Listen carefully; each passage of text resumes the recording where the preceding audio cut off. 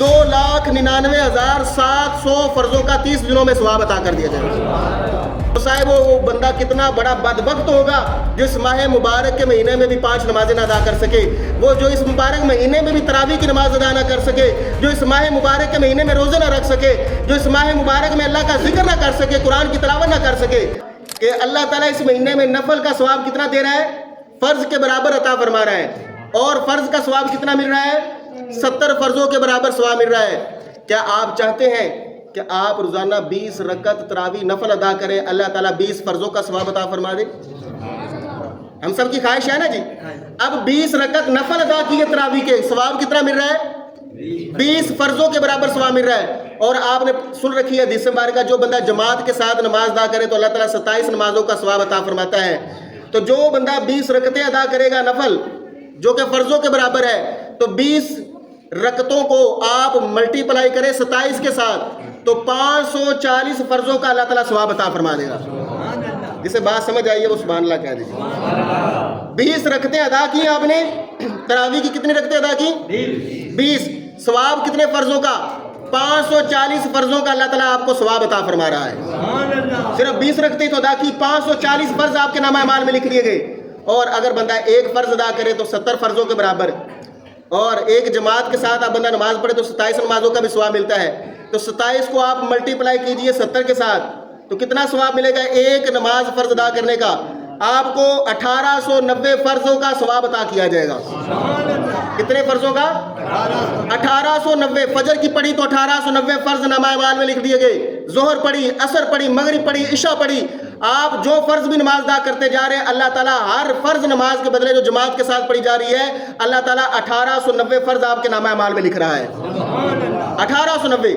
اب 5 نمازیں ہیں تو 1890 کو 5 سے ملٹی پلائی کر دیجئے، تو 9450 فرضوں کا اللہ تعالیٰ ثواب عطا فرما دے رہا ہے۔ یہ ہے نیکیوں کا سیزن، نیکیوں کا موسم بہار۔ مجھے بتائیے، اگر کوئی سیل لگا دے، دنیا داری کا ماحول ہے، کوئی سیل لگا دے، اعلان کر دے کہ بھئی جو ہماری دکان پر ایک چیز لے گا اس کو 70 چیزیں عطا کی جائیں گی، چلو یہ تو بہت بڑی سیل ہے نا، ایسی سیل کوئی لگاتا ہی نہیں ہے، اتنی بڑی سیل کوئی نہیں لگاتا ہے۔ بس اتنی سیل لگا دی جاتی ہے کہ بھئی کوئی ایک پیزا لے تو اس کے ساتھ دوسرا پیزا فری، ایک برگر لے تو دوسرا فری، ایک شوارما لے تو دوسرا فری، اتنی سیل لگا دی جاتی۔ کوئی اتنی بڑی سیل نہیں لگاتا ہے کہ کوئی ایک چیز لے تو اس کو 70 فری عطا کی جائیں گی۔ رب تعالیٰ کی رحمت جوش میں ہے، ماہ رمضان کا مہینہ آیا، اللہ فرماتا ہے تو ایک فرض ادا کر، تجھے 70 فرضوں کا ثواب عطا کیا جائے گا۔ تو ایک نفل ادا کر، تیرے نامہ اعمال میں فرض کے برابر ثواب لکھ دیا جائے گا۔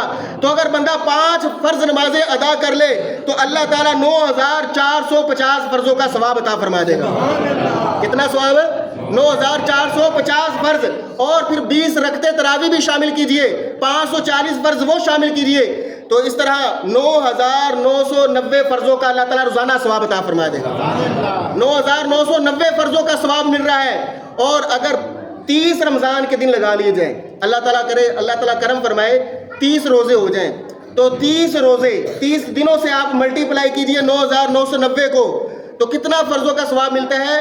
2,99,700 فرضوں کا 30 دنوں میں ثواب عطا کر دیا جائے گا۔ 2,99,700 فرضوں کا، ساری زندگی بھی پڑھتے رہے، اتنے فرض نہیں آپ ادا کر سکتے۔ 2,99,700 فرض، یعنی 3 لاکھ فرضوں کا ثواب 30 دنوں میں آپ کما سکتے ہیں۔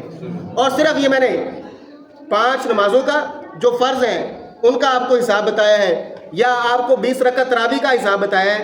اس میں نہ تو سنت موقدہ شامل کی، نہ ہی سنت غیر موقدہ شامل کی، نہ ہی نفل شامل کیے، نہ تہجد شامل کی، نہ اشراق کے نفل، چاشت کے نفل، اوابین کے نفل، نہ ہی قرآن پاک کی تلاوت، نہ ذکر، نہ درود پاک، اور نہ ہی روزوں کا ثواب، نہ لیلۃ القدر کا ثواب، کوئی ثواب شامل نہیں کیا۔